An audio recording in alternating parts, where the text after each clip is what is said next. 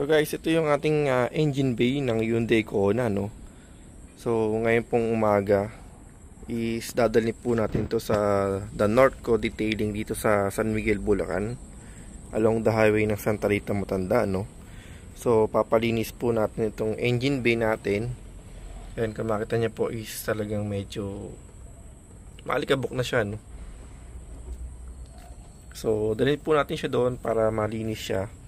Kasi ipapa-change oil po natin siya sa darating na mga araw, kasi dito na yung mga ating langisan, no? So gusto natin medyo malinis siyang tingnan kasi nga tagal na hindi natin to lilinis, ano? So di ko lang sure kung anong klaseng detailing or linis ang gagawin nila, kaya ito binidyo na natin para makita natin yung before and after, no? Ayan.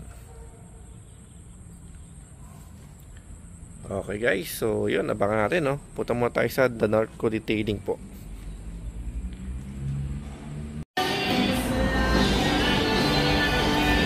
Nice, so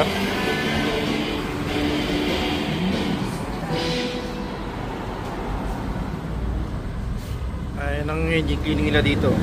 Nice, so i-clean talaga, no? Ang bago, ah.